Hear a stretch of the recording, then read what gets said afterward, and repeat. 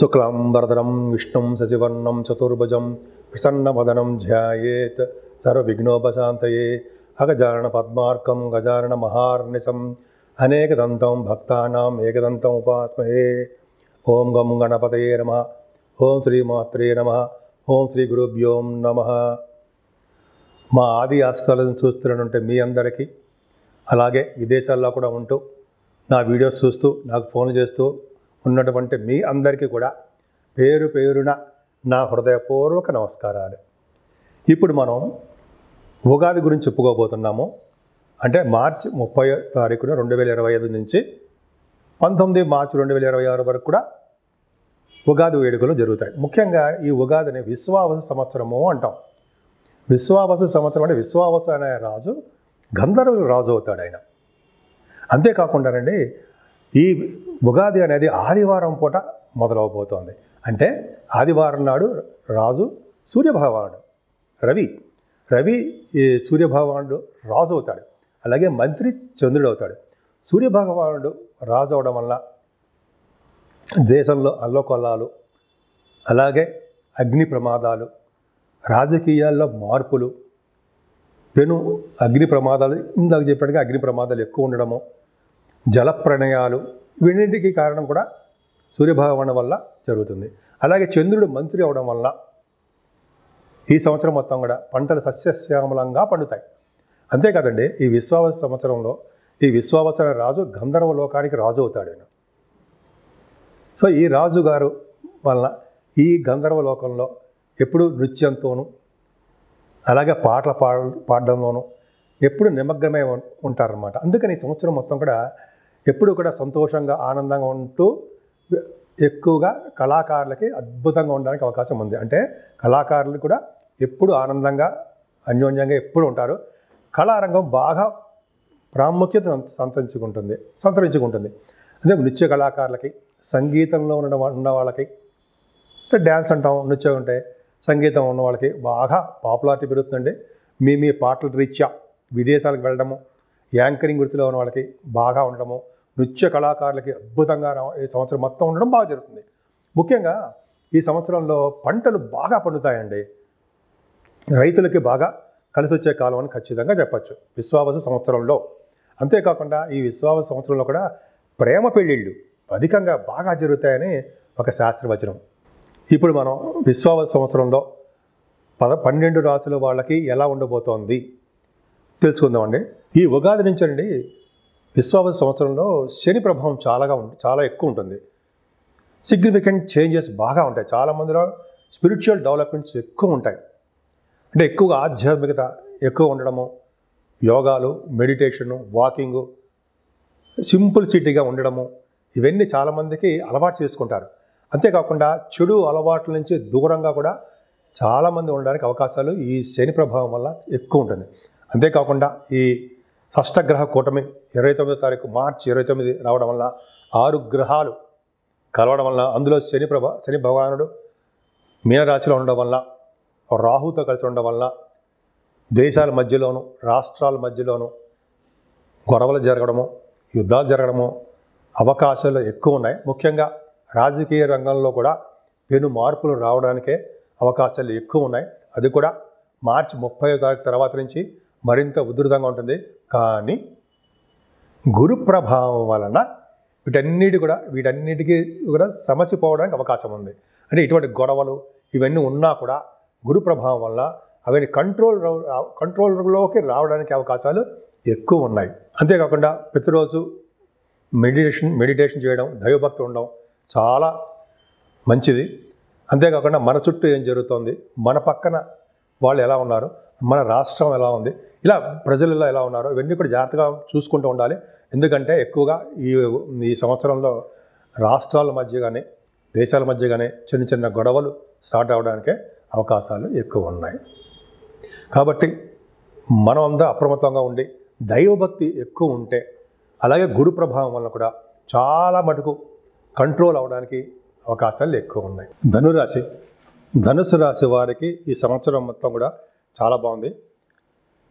మూల 1, 2, 3, 4 పాదాల వారు,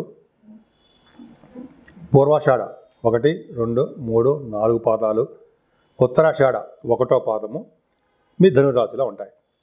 ధనుర్రాశి వారికి ఆదాయం 5, వ్యయం కూడా 5. రాజపూజ్యం 1, అవమానం 5. ఏం ఆలోచించిన విషయం లేదు. మీ రాశ్యాధిపతి గురుడు చాలా బాగున్నాడు, భయపడాల్సిన అవసరం లేదు.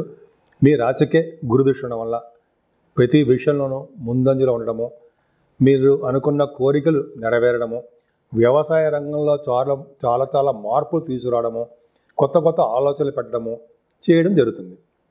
అలాగే మీరు ఎక్కడికి వెళ్ళినా ఎక్కడున్నా ఫుడ్ విషయంలో ఏమాత్రం ఇబ్బంది పడరు. సమృద్ధిగా మీకు ధన వృద్ధి ఉంటుంది. అది కూడా అక్టోబర్, నవంబర్ నెలల్లో విపరీతమైన ధనయోగం కలగడానికి అవకాశాలు ఎక్కువ. జూలై నుంచి నవంబర్ వరకు కూడా శని వక్రగతిలో ఉంటాడు కాబట్టి కొద్దిగా మీ ఆదాయం విషయంలో చిన్న ఇబ్బందులు, అనేక రకాలుగా ఇబ్బందులు ఉంటాయేమో తప్ప నవంబర్ తర్వాత నుంచి మీకు మంచి అవకాశాలు అద్భుతంగా ఉండడానికి అవకాశాలు ఉన్నాయి. ముఖ్యంగా మీరు ముఖవర్చస్సు పెరగడము, కుటుంబంలో వృద్ధి కలగడము, అలాగే గాయకులకి మంచి వృద్ధి కలగడము, విద్యలో ఆటంకాలు లేకుండా రాణించడము, ఇవన్నీ కూడా ద్వితీయ భావానికి చూస్తున్న గురుదృష్టి ప్రభావం వల్ల మీకు బాగుంటుంది. ఏదైనా రాహు 18 మే నుంచి 3వ భావంలో ఉండడం వల్ల ధైర్యం, ప్రతి పనుల్లోనూ ముందంజలో ఉండడము, చక్కటి ఆలోచనలు, కమ్యూనికేషన్ స్కిల్స్ పెంచుకోవడము, మీ తోబుట్టువులు అంటే ఇష్టపడ్డము, వాళ్ళకి కావాల్సినవన్నీ కొనివ్వడము, ఎంత బాగుందండి. అలాగే న్యూస్ గ్యాదరింగ్, న్యూస్ సంబంధించిన విషయాల్లో వాళ్ళకి చాలా అద్భుతంగా రాణించడానికి అవకాశాలు ఎక్కువ ఉన్నాయి. రాహు భూములు, వాహనాలు, గృహాలు, అనేక రకాలుగా శుభాలు కలగజేస్తాడు 3వ భావంలో, ధైర్యాన్ని ఇస్తుంటాడు ముఖ్యంగా.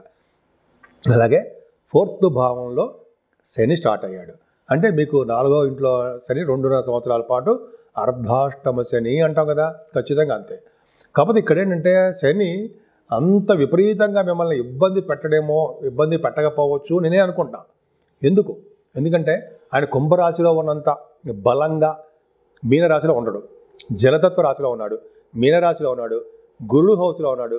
అలాగే గురుడు మిత్రుడు ఉండడం వల్ల, మిత్రక్షేత్రంలో ఉండడం వల్ల, గురుడు యొక్క కంట్రోల్ ఉండడం వల్ల అర్ధాష్టమ శని యొక్క ప్రభావం మీకు చాలా తగ్గుముఖంగా ఉంటుంది అంటే సందేహం లేదు. కానీ అలా అని చెప్పి శనీశ్వరుని పూజించుకొని ఉంటామా?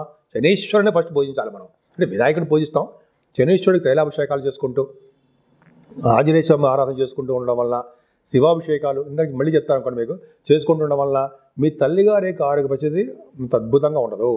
అంటే పేరెంట్స్ విషయంలో, తల్లిదండ్రుల యొక్క ఆరోగ్య పరిస్థితి కొద్దిగా మీరు జాగ్రత్తగా చూసుకుంటూ ఉండాలి. అంతేకాకుండా 4th భావంలో చేరి ఉండడం వల్ల నీటి గండాలు ఉండడానికి అవకాశం ఉంది.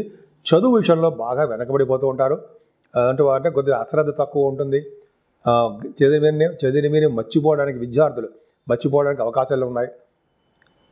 అంతేకాకుండా భూములు, వాహనాలు అవి కొందాం అనుకుంటే అంత ఆలోచనలు రాకపోవడము, ఎక్కువ ధనం ఖర్చు పెట్టి చేయడము జరుగుతుంది. ఏమైనా మీ సంతాన విషయంలో ఏమాత్రం ఇబ్బంది లేదండి. చక్కటి సంతాన యోగ్యత ఉంది, సంతానంలో డెవలప్మెంట్స్ ఉంటాయి. సంగీత, సాహిత్య, నృత్య కళాకారులకి అంటే కళారంగంలో ఉన్న వాళ్ళందరికీ కూడా అవకాశాలు, వాళ్ళ యొక్క డెవలప్మెంట్స్ ఉండడానికి అవకాశం ఉంది. స్టాక్ మార్కెట్లో పనిచేసేవాళ్ళంటే, స్టాక్ మార్కెట్లో పెట్టుబడి పెట్టే వాళ్ళకి ఎక్స్పెన్సివ్గా ఉంటుంది, బాగా ఖర్చులు అధికంగా ఉండడానికి అవకాశాలు ఉన్నాయి, రాబడులు కూడా ఉంటాయి. కానీ ఈ సంవత్సరంలో మీకు రోగాలు, కొద్దిగా రోగబాధ, రుణ బాధలు కొద్దిగా మిమ్మల్ని వెంటాడడానికంటే ఉండవచ్చు అనడానికి సందేహం లేదు. ఖచ్చితంగా మీకు ఉండడానికి అవకాశాలు మాత్రం ఉన్నాయి. కానీ గురుబలం వల్ల వాటన్నింటినీ అధిరోహిస్తారనే సమస్య లేదు. అంటే మీకు ఎప్పుడు కూడా ప్రాబ్లమ్స్ లేకుండా పర్ఫెక్ట్గా బాగుంటారు. ఏదేమైనా 7వ స్థానంలో గురుడు మీ రాశ్యాధిపతి ఉన్నాడు. అంటే వివాద వేడుకలు చేయడము, వివాహాలు ఆటంకాలు కలగకుండా చక్కగా అద్భుతంగా ఉండడము, భార్యాభర్తల యొక్క అనురాగం, ఆప్యాయత బాగా ఉండడము. ఇంతకుముందు 6వ భావంలో ఉన్న గురుడు 7మలోకి వచ్చాడు. అంటే వివాహం ఇంతకుముందు పెళ్ళిళ్ళు ఇప్పుడు కుదిరినవి ఇప్పుడు అయిపోతూ ఉంటాయి. అంటే దగ్గరకు వచ్చిన పెళ్ళిళ్ళు ఇప్పుడు అవ్వాలంటే ఈ సంవత్సరంలో అయిపోతూ ఉంటాయి.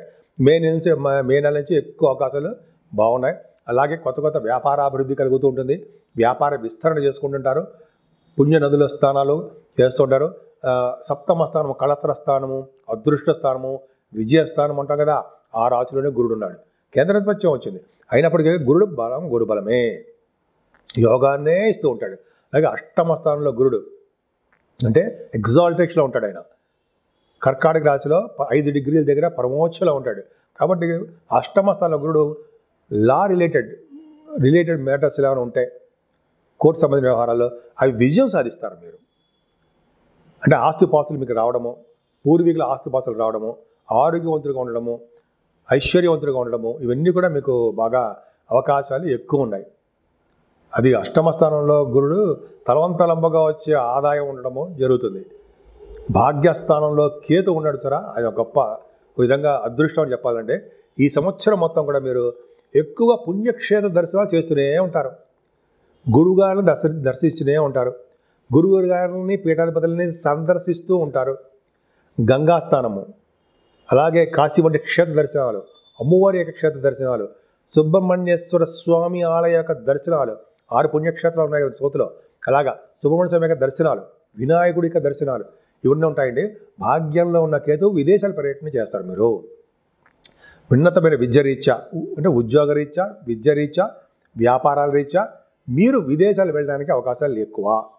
అంతేకాకుండా మీరు చేస్తున్న వ్యాపారాలు ఎలక్ట్రిసిటీ, ఎలక్ట్రానిక్స్, ఈ రియల్ ఎస్టేట్ రంగాలు బాగా డెవలప్మెంట్స్ మీకు బాగా ఉంటాయండి.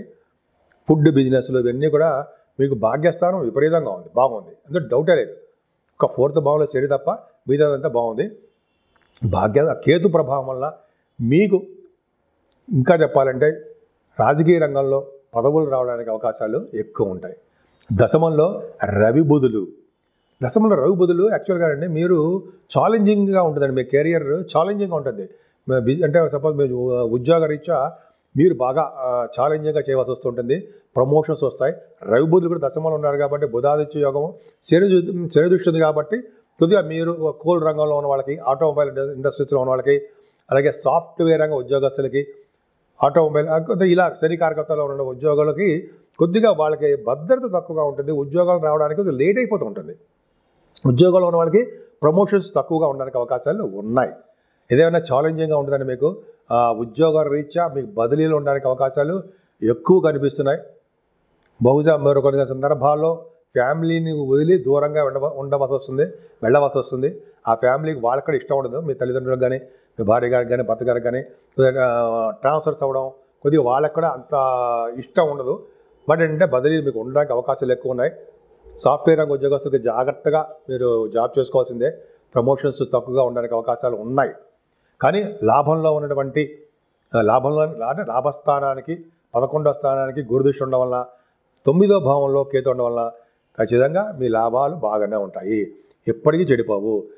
మీకు చేస్తున్న వ్యాపారాభివృద్ధి ఎక్కువ ఉండడానికి అవకాశం ఉంది. ఏదైనా మీ రాశి వారి కంటే ధనుర్రాశి వారికి 12వ భావంలో రవి, బుధ, కుజులు నవంబర్ నెలలో ఉంటారు. పైగా గురుదృష్టి ఉంది. అంటే ఎక్కువగా ఫారిన్ కంట్రీస్ వెళ్ళడానికి అవకాశాలు ఉంటాయి. ఎక్కువగా ఖర్చు పెట్టేస్తూ ఉంటారు. సన్మానాలు జరుగుతూ ఉంటాయి మీకు.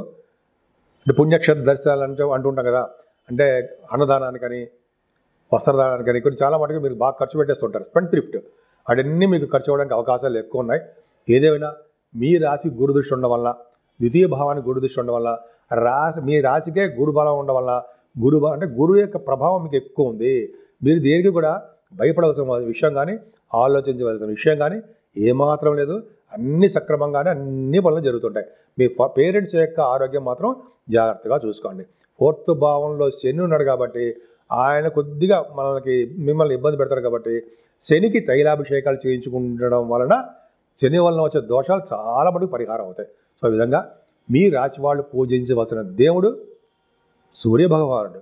సూర్యభగవాన్ ఆరాధన, అలాగే వెంకటేశ్వర స్వామి క్షేత్ర దర్శనాలు చేసుకోవడం వలన, నిరంతరము సుబ్రహ్మణ్యేశ్వర స్వామిని గణపతి ఆరాధన చేయడం వలన అన్ని రంగాల్లో మీరు ముందంజలో ఉంటారు.